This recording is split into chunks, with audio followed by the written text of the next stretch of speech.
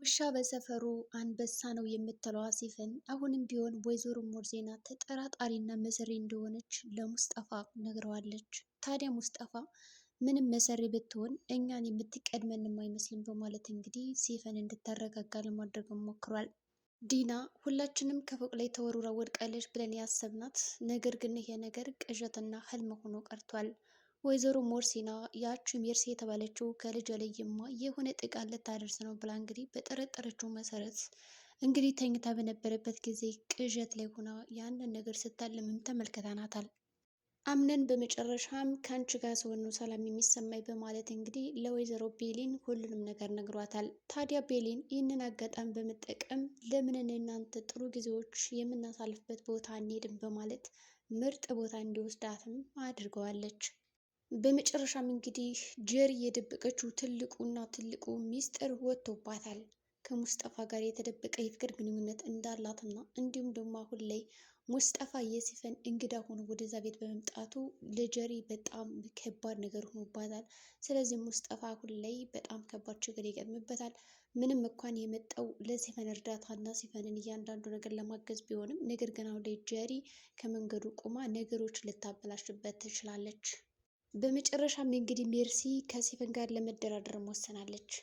እኔ እና አንቺ ብንስማማ የተሻለ ነገሮችን እና ብዙ ጥቅሞችን እንደምናገኝ ብዙ ነገሮችንም እንደምንሰራ እርግጠኛ ነኝ። ከዛ ጀሪ ጋር ያጠፋሁትን ጊዜና ዋጋ እስካሁን መክፈል የለብኝም። ስለዚህ ለምን አንደራደርም በማለት እንግዲህ ድርድሩን በቀጥታ ተናግራለች። ሲፈን በቀጥታ ይችን ሴትዮ ማስወገድ አለብኝ፣ ምክንያቱም ስለገደልኳት ታውቃለች። ለተወሰነ ቀንና ለዛሬው ዝም ብትለኝ ለወደፊት ግን ለማድረጋቸው እያንዳንዱ ነገሮች መሰናከልና ወጥመድ እንደምትሆንብኝ እርግጥ ነው። ከተቻለ ልክ አድሪት ወይዘሮ ሰማን እንደሄደችው ጥርግ አድርጌ ልወስዳት እችላለሁ። ያለዛም ደግሞ ለተወሰነ ጊዜ አግቼ ቢሆን ማሰቃየት እፈልጋለሁ። እናም ሙስጠፋ ከዚህ ቤት በአፋጣኝ እንድትመጣ እፈልጋለሁ በማለት እንግዲህ ለሲፈን እንዲሁም ደግሞ ሲፈን ለሜርሲ የምታቅድላት ወጥመድ አለ። ሜርሲ በበኩሏ ለሲፈንም የራሷን የሆነ ወጥመዶች እያሰናከለች እና እያጠመደችላት ነው ያለ። ይህንን ቪዲዮ ለወይዘሮ ሞርዜና ወይም ደግሞ ለአምነን ከማሳየቴ በፊት እኔና አንቺ በነገሮቹ እንስማማ በማለት እንግዲህ ከመኝታ ክፍል ሆኖ በጣም ብዙ ነገሮችን ተነጋግረዋል። ታዲያ እነሱ ልብ ያላሉት ነገር ግን ሞርዜና የተባለችው እንግዲህ ጠርጣራዋና መሰሪዋ እነዚህ ሁለት ሴቶችማ የሚያወሩት ነገር አለ፣ ስለዚህ ይህንን ነገር ማወቅ አለብኝ ብላ እንግዲህ በርጋ ተለጠፋ እያንዳንዱ ነገር ስታዳምጣቸውም ነበረ። ታዲያ እነሱ ይህንን ነገር አላወቁም። እንግዲህ ሜርሲ በማንኛውም አጋጣሚ በየትም በኩል ጀሮዬ እንደ በቃ ካሜራ ነው፣ ከኔ የሚደበቅና የሚያመልጥ ነገር የለም ብላ የምታምን ሰው ነች። ሲፈን ቀጣዩን እርምጃ ምን ማድረግ እንዳለባትም የምታውቅ ይመስላል። በዚህም አጋጣሚ እንግዲህ የተለያየ ካሜራዎችን ከቤት ውስጥ ገጥማም ሊሆን ይችላል። ሜርሲ እራሷን ለማዳን የተለያየ ነገሮችን እየተጠቀመች ነው። በአሁኑ ሰዓት ጠላቶቿ እንደ ጉድ እያሽጎደጎዱላት ነው። በአንድ በኩል ወይዘሮ ሞርዚና ለምንድን ነው ከዚህ ቤት የመጣችው? ባሏስ የት ነው? በማለት እንግዲህ ስለ ባሏ እያንዳንዱ መረጃ ለማጣራት እየሞከረችም ነበረ። በሌላ በኩል ሲፈን አሁን ላይ ወጥመድ እየቆፈረችላት ትገኛለች። ምንም እንኳን ለጊዜው ያንን ቪዲዮ ይዛባት ስለነበረና እንዲሁም ደግሞ ነገሮቹን ማረጋጋት እስካለባት ድረስ አረጋግታ ከዛም በኋላ ግን ከመንገዷ ለማስወገድ ሁላቸውም እየተሽቀዳደሙ ይገኛሉ። ማን አሸናፊ ማንስ ተሸናፊ ይሆናል በማለት እንግዲህ ፉክክሩን ጀምረውታል። ዲና በመጨረሻም እንግዲህ ከዛ ቤት እንድትሄድ ተደርጋለች። ወይዘሮ ሞርዚና በአየችው ህልምና ቅዠት መሰረት ልጅ ወይም ደግሞ የልጅ ልጅ አንድ ነገር ከመሆኗ በፊት ከዚህ ቤት መሄድ አለባት በማለት እንግዲህ በጠዋቱ ማሳፍራ ሸኝታታለች። ታዲያ አምነንም እንግዲህ ዲና እኮ ሄደች በማለት እንግዲህ ስትነግረው ለምን ሄደች? እሷ እኮ እዚህ ቤት መጣቷ አለ በጣም ጥሩ ጊዜ ሰጥታኝ ነበረ፣ ሰላም ይሰማኛል ከእሷ ጋር ሲሆን በማለት እንግዲህ ለአክስቱ ቢነግራትም አክስቱ አስፈላጊ ከሆነ ምንም ችግር የለውም ትመለሳለች፣ ተማሪ ስለሆነች ነው የሄደችው ማለት እንግዲህ ነግረዋለች።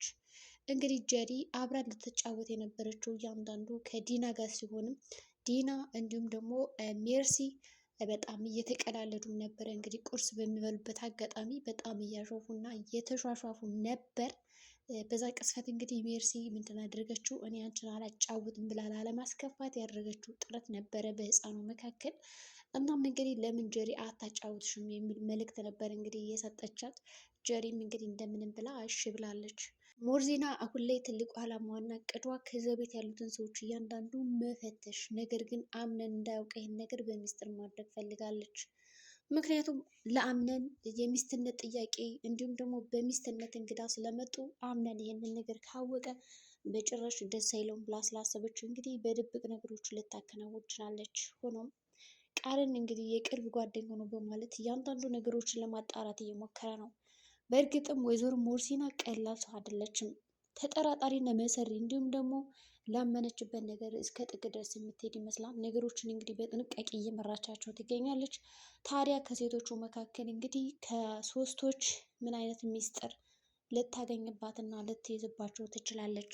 በእርግጥም ሲፈን ሙስጠፋን ደውላ ወደ እንግድነት እንዲመጣና እንዲሁም ደግሞ ከዛ ቤት እንዲቆይ በመጋበዟ ብዙ ነገሮችን አድርጋለች። በመጀመሪያም እንግዲህ በሩን ሲያንኳኳ ቃል ነበር የከፈተለት። ታዲያ ቃል ሙስጠፋን እንግዲህ ሳያውቀው አልቀረም። ይህን ሰው የማውቀው ይመስለኛል ግን የት ነው በማለት እንግዲህ ተዘናግቶ ወደ ስራውም ሄዷል። በሌላ በኩል እንግዲህ ወይዘሮ ዛህራ የቅርብ ጓደኛዋ ከብዙ ጊዜ በኋላ መጣ ለጥየቃና ለሰላምታ ወደዛ ቤት ማምርታም ነበረ።